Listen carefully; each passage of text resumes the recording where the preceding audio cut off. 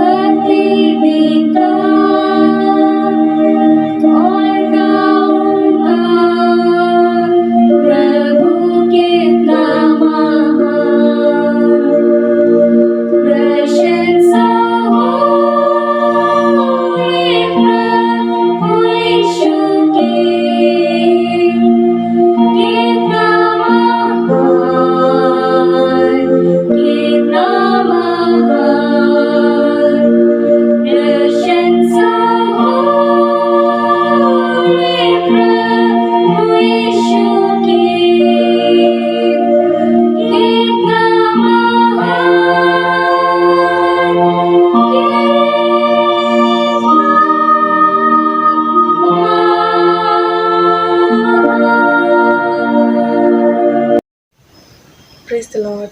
यीशु साहब मसीह में प्रिय परमेश्वर पिता का बहुत बहुत धन्यवाद हो कि उसने हमें एक मौका फिर से दिया है कि मिल करके उसकी स्तुति आराधना कर सकें और उसके वचनों में ध्यान कर सकें। आइए देखते हैं कि आज प्रभु अपने वचनों के द्वारा हमसे क्या बातचीत करना चाहता है।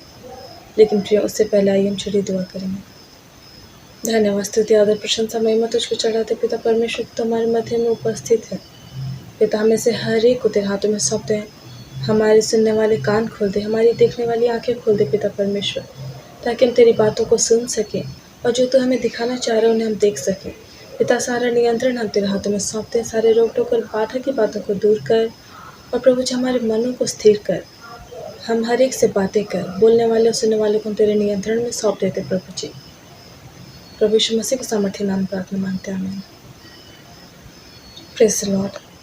मसीह में प्रियो, जैसा कि मैंने पिछली बार आप लोगों को बताया था और उसी टॉपिक पर परमेश्वर पिता चाहता है कि हम आज फिर से बात करें, क्योंकि परमेश्वर पिता के दिल में एक बोझ है, एक दर्द है। ये जो बहुत सारे लोग हैं, असंख्य लोग हैं, प्रभु को जाने चाहे ना जाने, माने चाहे ना माने, लेकिन है तो उसी सृष्टिकर्ता पिता परमेश्वर की संतान है और वो बहुत तेजी से नरक के आग की ओर, मृत्यु की ओर बढ़े चले जा रहे हैं। प्रभु उनको देखता है, बहुत दुखित होता है। वह सोचता है कि इन्हें बचाने वाला कौन है। मेरे प्रियो, जैसे कि हमने देखा था कि परमेश्वर के पुत्र होने के नाते हमारे क्या कर्तव्य हैं। हमने देखा था परमेश्वर के याजक होने के नाते हमारे क्या कर्तव्य हैं और क्या हम उन कर्तव्यों को सही तरह से निभा रहे हैं। प्रियो, आइए हम आज देखते हैं कि परमेश्वर यीशु की कलीसिया होने के नाते हमारे क्या कर्तव्य हैं, क्योंकि यीशु खुद कहता है कि मेरी और भी भेड़ें हैं जो इस भेड़शाला की नहीं है, मुझे उनका भी लाना अवश्य है। वे मेरा शब्द सुनेंगे और मेरे पीछे आएंगे। यूहन्ना 10:16। और परमेश्वर पिता भी कहता है यशायाह 45:20-21 में कि वे अपने हाथों से बनाई हुई चीज़ों को दंडवत करते, उनकी उपासना करते, उनसे प्रार्थना करते हैं जिनसे उद्धार नहीं हो सकता। तुम जाओ, उन्हें प्रचार करो, उन्हें ले आओ। मसीह में प्रियो, शमूएल नबी इस्राएलियों से कह रहे थे, ऐसा ना हो मैं तुम्हारे लिए प्रार्थना करना छोड़ करके यहोवा परमेश्वर के विरुद्ध पाप करूं। जी हाँ मेरे प्रियो, जब परमेश्वर ने आपको याजक के तौर पर बुलाया है, मैंने बतलाया था कि याजक का काम है प्रजा के लिए प्रार्थना करना, तो क्या हम उन लोगों के लिए प्रार्थना कर रहे हैं? प्रियो, बहुत बार तो हम मसीही लोगों के लिए प्रार्थना करते भी हैं, पर क्या हम अन्य जाति के लिए प्रार्थना कर रहे हैं? और हाँ, बहुत बार हम बीमारों की चंगाई के लिए, भूखों को भोजन के लिए या एक दो टॉपिक्स पर प्रार्थना करते हैं, पर क्या सबसे महत्वपूर्ण बात पर हम प्रार्थना करते हैं कि प्रभु उनको उद्धार मिले, क्योंकि शैतान, दुष्ट आत्माएं अपना काम बहुत ही तेजी से कर रही हैं। वे कभी नहीं चाहती हैं कि लोग उद्धार पाएं, परमेश्वर यीशु के त्याग और बलिदान को जाने और मन फिराएं और अनंत जीवन पाएं। जब वे सतत कार्य कर रही हैं तो हम क्यों चुप बैठे रहें? हम क्यों अपनी जिम्मेदारियों से भागें? क्या हम अपने समय को अपनी शारीरिकता और सांसारिकता के कार्यों में व्यर्थ गंवा दे रहे हैं? मेरे प्रियो, एक दिन जब हम परमेश्वर यीशु के न्याय सिंहासन के सामने खड़े होंगे तो लिखा है, हर एक का काम आग से परखा जाएगा और जिसका काम बचेगा उस आग में से वही इनाम पाएगा। मसीह विश्वासियों का जब न्याय होगा इनाम देने के लिए, और जिसने अपना जीवन व्यर्थ गंवा दिया, आत्मिकता में समय इन्वेस्ट नहीं किया, जैसे कि वचन कहता है, जो शरीर के द्वारा बोता है वो शरीर के द्वारा अनंत विनाश की कटनी काटेगा, और जो आत्मा के द्वारा बोता है वह आत्मा के द्वारा अनंत जीवन की कटनी काटेगा। तो अगर हम दिन दिन प्रार्थना में, स्तुति आराधना में, परमेश्वर के वचन में, उसकी संगति में समय बिताते हैं तो निश्चय हम इनाम पाएंगे। हमारा काम जो उस आग से गुजरेगा तो और भी चमकवान हो जाएगा, वो जलेगा नहीं, प्रेज द लॉर्ड। लेकिन जिसका काम जल जाएगा वह खाली हाथ बचा रह जाएगा। मेरे प्रियो, हमारे बहुत सारे प्रियजन, दोस्त, मित्र, मददगार, या फिर हम हमारे आस पड़ोस में, हमारे समाज में या हमारे दुकान बाज़ार जाने पर कुछ ऐसे लोग होंगे जो अन्य जाति हैं, जिनके साथ हमारे अच्छे टर्म्स होंगे। क्या हमने उनके लिए प्रार्थना की है? क्या हमने उनके लिए आत्मा बचाए जाने के लिए, उद्धार के लिए प्रार्थना की है? मेरे प्रियो, हम जो कुछ भी यूज़ करते हैं, कपड़े, खाना, यहाँ तक कि जो भी घर में A to Z कुछ भी देखिए, कुछ भी सामान, क्या वो केवल क्रिश्चियंस बना रहे? नहीं, वे सभी अन्य जाति लोग बना रहे। किसान हो या मज़दूर हो, बैंकर हो या रेल कर्मी हो या टीचर हो या कहीं भी हो, प्रशासन में या सुव्यवस्था में, मेडिकल में, किसी भी क्षेत्र में आप देखें, क्या सिर्फ़ आपके मसीही भाई-बहन? नहीं। तो जब हम उनकी सुख सुविधाओं को लेते हैं, हम जो कपड़े पहन रहे हैं, जो कॉस्मेटिक्स यूज़ कर रहे हैं, जो खाना खा रहे हैं, एवरीथिंग उन लोगों ने मेहनत किया है और हम उसका लाभ उठा रहे हैं। किंतु हम कितने स्वार्थी हैं कि हम उनके उद्धार के लिए, उनकी आत्मा बचाए जाने के लिए प्रार्थना नहीं कर रहे। मेरे प्रिय, परमेश्वर के दिल की पुकार है कि कौन उन्हें बचाएगा।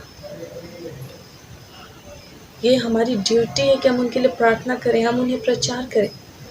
हाँ, आज समय बुरा है, प्रचार करना बहुत ही कठिन होता जा रहा है। लोगों को मारा पीटा जाता है, झूठा आरोप लगाया जाता है, जेल में बंद कर दिया जाता है, तरह तरह से प्रताड़ित किया जाता है। इसीलिए प्रभु यीशु ने हमें सांप की तरह चतुर बनने के लिए कहा है और कबूतर की नाई भोले बनने के लिए कहा है। बुराई करने में, बदला लेने में, इन बातों में, चाहे अलग अलग पाप में, हमें कबूतर की नाई भोला बनना है, हमें इन बातों से बच के रहना है। लेकिन जब हमें कुछ कार्य करना है तो हमें कदम फूंक फूंक कर रखने हैं। हमें बहुत सारी चीज़ों के लिए सबसे पहला कदम उठाना है कि हम प्रार्थना करें। जी हाँ, मसीह में प्रिय, नहीं तो एक दिन जब हम न्याय सिंहासन के सामने खड़े होंगे तो हमारे प्रियजन जो गैर मसीही हैं, वे कहेंगे, ये तो मेरा मित्र है, इसने मुझे कभी उद्धार की कथा सुनाई ही नहीं, मैंने कभी यीशु के बलिदान के बारे में, प्यार के बारे में जाना ही नहीं, अनंत जीवन के बारे में मैंने कभी सुना ही नहीं, तो मेरा कसूर तो कम है, इसने मुझे नहीं पता है। और तब दोष की सुई घूम करके आपके पास आएगी और आप निरुत्तर रह जाएंगे, क्योंकि आपने उनको कभी बताया नहीं, आपने उनके लिए कभी प्रार्थना ही नहीं की। मेरे प्रियो, हमेशा याद रखें कि प्रार्थना पहला कदम है। सीधे सीधे कभी बताने मत जाइए। लोगों के उद्धार के लिए, समाज के और देश के उद्धार के लिए एक दिन की प्रार्थना से भी नहीं होता, कभी कभी महीनों लगते, कभी कभी सालों लगते हैं, बहुत समय लगता है। गंभीरता से घुटनों पर प्रार्थना करने की ज़रूरत है। प्रियो, आइए मैं आपको एक सच्ची घटना बताती हूँ। हडसन टेलर, सुसमाचारक, जब चाइना में प्रचार कार्य कर रहे थे, उन दिनों में उन्होंने एक पेड़ पौधों पत्तों का हॉल बनाया था और वहाँ जो मसीही मिशनरी या कुछ विदेशी लोग थे, वे ही उस प्रार्थना हॉल में जाते थे, जो विश्वासी थे। और अगर कोई नया विश्वासी आता था तो वो उस प्रार्थना हॉल में जाता था। अक्सर नियमितता रविवारी आराधना होती थी, बाकी दिन हडसन टेलर इधर उधर जा कर के प्रचार किया करते थे। तो एक दिन वो रविवारी आराधना में प्रचार कर रहे थे और चीन के उस इलाके में एक बहुत ही अच्छे, संपन्न, एक बहुत ही शिष्टाचारी व्यक्ति, श्रीमान नी, वो बहुत अच्छे थे। लोग समाज में उनको बहुत आदर से देखते थे क्योंकि उनका व्यवहार बहुत अच्छा था। पर नी जनाब बहुत ही दुखी थे क्योंकि वो जीवन के बाद क्या होगा, मृत्यु के बाद क्या होगा, इस बात से बहुत चिंतित थे। वो मोक्ष प्राप्ति चाहते थे और इसके लिए वो बहुत मेहनत करते थे, पढ़ते थे, पूजा पाठ करते थे, ज्ञान की खोज करते थे, सत्य की खोज करते थे। और एक दिन जब वो उधर से गुजर रहे थे तब उन्हें एक घंटा बजता सुनाई दिया। एक व्यापारी से पूछने पर व्यापारी ने बताया, वहाँ विदेशी लोग जाते हैं, वहाँ जो उनके पुरोहित हैं वे बाइबल पढ़ते हैं और उपदेश देते हैं। तब वे भी वहाँ गए और बैठ गए। हडसन टेलर जी बता रहे थे कि जिस रीति से मूसा ने सांप को ऊंचे पर चढ़ाया, उसी रीति से अवश्य है कि यीशु मसीह ऊंचे पर चढ़ाया जाए और जो कोई उस पर दृष्टि करे विश्वास से, वह अनंत जीवन पाए, नाश ना हो। क्योंकि परमेश्वर ने जगत से ऐसा प्रेम किया कि उसने अपना इकलौता पुत्र दे दिया ताकि जो कोई इस पर विश्वास करे वह नाश न हो परंतु अनंत जीवन पाए। बस इसी चीज़ की तो तलाश थी नी महाशय को। उन्हें अनंत जीवन का द्वार मिल गया और जब उपदेश खत्म हुआ तब वे हडसन टेलर जी से मिले। उन्होंने बताया कि मैं सत्य की खोज कर रहा था, शांति की खोज कर रहा था। मैंने इसके लिए बहुत लंबी लंबी यात्राएं की, बहुत कन्फ्यूशियस, टोवोलो आदि की शिक्षाओं को सुना, पढ़ा। मुझे कहीं शांति नहीं मिली, कहीं चैन विश्राम नहीं मिला। लेकिन आज मैंने यीशु को पा लिया, आज मैंने अनंत जीवन को पा लिया, आज मैंने उद्धार को पा लिया। फिर उन्होंने पूछा, हडसन टेलर जी, आपके देश में सुसमाचार कब आया यीशु मसीह का? उन्होंने बड़ी खुशी से बताया, हमारे देश में कई 100 साल पहले यीशु मसीह का सुसमाचार आया। तब श्रीमान नी दुखी हुए। उन्होंने कहा, मेरे पिताजी सत्य की खोजी थे, वो मोक्ष की प्राप्ति चाहते थे। उन्होंने उन गूंगी मूर्तों के सामने दंडवत किया, साष्टांग प्रणाम किया। वे बहुत ध्यान मनन करते थे, पुराणों को पढ़ते थे। वो बहुत धर्मी इंसान थे, अच्छे थे, लेकिन वे सत्य को नहीं पाए। बिना पाए ही वो मर गए। आप लोग पहले क्यों नहीं आए? आप लोग पहले क्यों नहीं आए हमारे देश में? क्या यीशु मसीह सिर्फ आपके देश के लिए था? इन बातों को सुन करके हडसन टेलर जी बहुत उदास हो गए, निरुत्तर हो गए। मेरे प्रिय, एक दिन जब आपसे भी सवाल किया जाएगा तो आपका क्या जवाब होगा? एक दिन आप परमेश्वर के सामने खड़े होंगे और आपके गैर मसीह, अन्य जाति मित्र, पड़ोसी, मददगार वहाँ खड़े होंगे। वो कहेंगे, हमें तो बताया ही नहीं गया, हमने तो उद्धार के मार्ग के बारे में, उद्धार की कथा को कभी सुना ही नहीं, जाना ही नहीं। मसीह में प्रेम, मैं फिर कहती हूँ, प्रार्थना पहला कदम है और प्रार्थना सबसे महत्वपूर्ण कदम है। बिना प्रार्थना किए कोई कदम ना उठाएं। प्रभु ने हमें सांप की तरह चतुर और कबूतर की नहीं भोले बनने को कहा है। प्रार्थना बहुत बलवान है, हृदय बदल देती है। प्रियो, आइए मैं एक सच्ची घटना और बताती हूँ, छोटी सी। हमारे दक्षिण भारत में कुछ साल पहले श्रीमान डैनियल रहते थे। वो प्रचारक थे। उनकी पत्नी और वो जब कहीं प्रचार करने के लिए जाते थे, कहीं छात्रावासों में या कहीं सभाओं में, 2-3 दिन की प्रार्थना सभाओं में, तब वो लोग कुछ दिन पहले से उपवास प्रार्थना करते थे और कुछ दिन पहले से कभी कभी पूरी रात प्रार्थना करते थे। वो घुटनों पर अपने हाथों को जोड़कर पूरी रात प्रार्थना करते थे, आंसुओं में। और फिर जब वो सुसमाचार प्रचार करने के लिए जाते थे तो पूरा हॉल जिसमें लोग खचाखच भरे होते थे, हर एक व्यक्ति रोता था। पवित्र आत्मा का ऐसा काम होता था कि लोग अपने पापों से पश्चाताप करते थे, मन फिराते थे और अनंत जीवन पाते थे। प्रिय, प्रार्थना में शक्ति है, विश्वास करें। और प्रार्थना पहला कदम है जिसे हमें उठाना है। हम अपने कर्तव्यों से, अपने रोल से पीछे नहीं हट सकते। आइए हम प्रार्थना करें। धन्यवाद, स्तुति, आदर, प्रशंसा, महिमा तुझको चढ़ाते पिता परमेश्वर की, तूने अपने दिल की बातों को हमें बताया है। हाँ प्रभु जी, जो तू आज कलीसियाओं से कहना चाह रहा है, तू चाहता कि बहुत सारी आत्माएं जो बिना यीशु मसीह के मर रही हैं, उन्हें हम आग से झपट कर निकालें। हाँ पिता परमेश्वर, हमें से हर एक को तेरे हाथों में सरेंडर करते पिता, समर्पित करते प्रभु जी। तू हमें अपनी अग्नि से, अपने पवित्र आत्मा से भर के सामर्थ्य से इस्तेमाल कर। धन्यवाद करते प्रभु, बिनती सुनने के लिए, उत्तर देने के लिए इस प्रार्थना के यीशु मसीह के नाम से मांग लेते हैं, आमीन। यीशु पिता, हम आपका धन्यवाद करते हैं कि आपने बीते समय से हमें बचाया है पिता, हमें जीवितों के झुंड में रखा है पिता, और हम इस दिन को देख पाते हैं और आपसे प्रार्थना कर पाते हैं। उसके लिए हम आपका बहुत बहुत धन्यवाद देते हैं। हे प्रभु जी, बीते समय में हमसे जाने अनजाने में जितने भी पाप, दोष, गुनाह, अपराध हुए हैं पिता, उसके लिए हम आपसे क्षमा मांगते हैं पिता। और आप हमें ऐसा सिखाइए कि हम फिर कभी उन गलतियों को ना दोहराएं पिता, और आपके आज्ञाओं को मानने वाले हम होने पाए। हे ईश्वर पिता, इस समय के लिए हम प्रार्थना करते हैं जबकि पूरी संसार कोरोना वायरस के कारण पीड़ित है पिता, तो आप पूरी मानव जाति की सुधि लीजिए पिता, और उन बीमार जनों की आप सहायता कीजिए पिता जो इस समय बीमार पाए जाते हैं। हे प्रभु जी, हे पिता, जब वो कोरोना वायरस के कारण वो पीड़ित होते हैं, बीमार हैं पिता, तो उनके साथ जब कोई नहीं रहता पिता, तो आप ही उनके साथ हो ले पिता। हे प्रभु, जो भी दवाइयों का वो सेवन करते हैं, जो खाना वो खाते हैं पिता, उनके द्वारा वो जल्द से जल्द ठीक होने पाए पिता।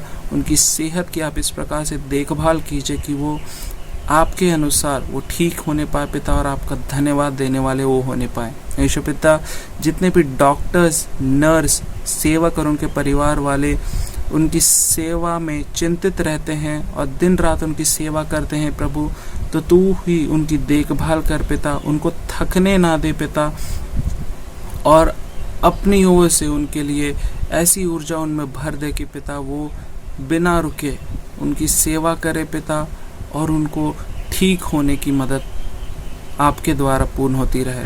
हे ईश्वर पिता, उनको भी बीमारियों से बचा पिता, कि वो भी बचे रहने पाए पिता। और हे पिता, ऐसे लोगों के लिए आपसे प्रार्थना करते हैं पिता, जिन्होंने इस कोरोना के कारण अपने परिवार वालों को खोया है प्रभु। हे प्रभु, उनकी तो सुधीले सहायता कर पिता, अपनी उपस्थिति देकर उनको शांति प्रदान कर प्रभु, कि वो अकेला ना महसूस करने पाए पिता, और आपकी उपस्थिति के कारण पिता उनकी हर एक ज़रूरत, हर एक कमी घटी आपके आशीषमय भंडार से पूर्ण होने पाए। हे ईश्वर पिता, आने वाले समय में भी आप उनकी रक्षा अगुवाई कीजिए पिता, और आने वाले इस संसारिक जीवन में तू ही उनको ले चल पिता। उन सभी को अच्छी तरह से इस संसारिक जीवन पूर्ण करने लायक आप बनाइए। हे ईश्वर पिता, उन सबों के लिए प्रार्थना करते हैं पिता, जो इस कोरोना के कारण पिता बेरोजगार हैं पिता और भूखे हैं। हे प्रभु, अपने स्वर्गीय भंडार से उनके पेट को भर दे पिता, उनके मन को तृप्त कर पिता, और उनको रोजगार प्रदान कीजिए पिता, कि वो अपने और अपने परिवार का देखभाल सही तरीके से करने पाए पिता, और आपको धन्यवाद संपूर्ण परिवार के साथ मिलकर आपका धन्यवाद करने वाले वो होने पाए। हे ईश्वर पिता, जितने भी बच्चे इस समय पढ़ाई करते हैं पिता, जबकि स्कूल्स बंद हैं, ट्यूशन्स बंद हैं, घर में रह के उनको प्रॉपर गाइडेंस चाहिए होता है प्रभु।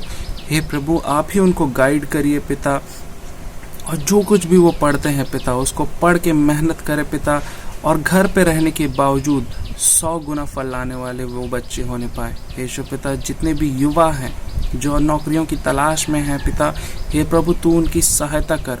जब वो बहुत मेहनत करते हैं प्रभु, तो तू उनकी उचित गाइडेंस कीजिए पिता, उनको शांत मन दे कि अच्छी तरह से वो इसकी तैयारी करके उचित नौकरी को प्राप्त करने वाले होने पाए।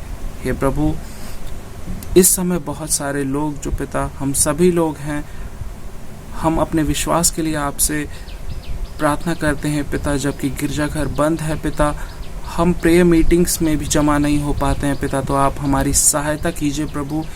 हमारे विश्वास को अपने डील डॉल में बढ़ाए रखिए पिता, कि हम सभी लोग पिता विश्वास में कभी पीछे ना हटे, कभी डगमगाने ना पाए पिता, और रोज़ दिन, हर एक दिन पिता आपके प्रार्थनाओं में, आपके वचनों में लगे रहने पाए पिता, और हमारा विश्वास आप में कभी ना टूटने पाए।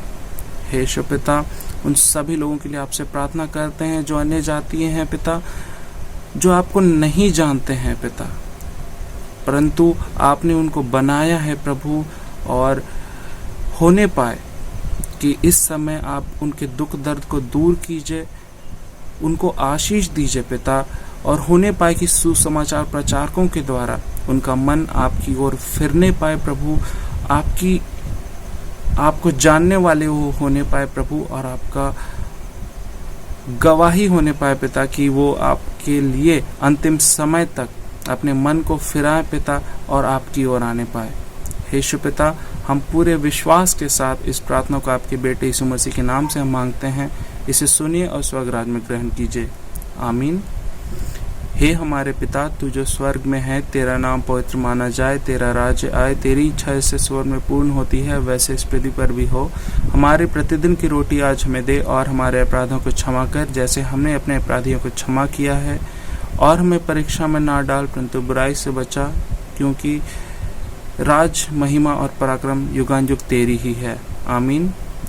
हमारे प्रभु यीशु ख्रीस्त का अनुग्रह, ईश्वर पिता का प्रेम और पवित्र आत्मा की सहभागिता हम सबों के साथ सर्वदा रहे। आमीन।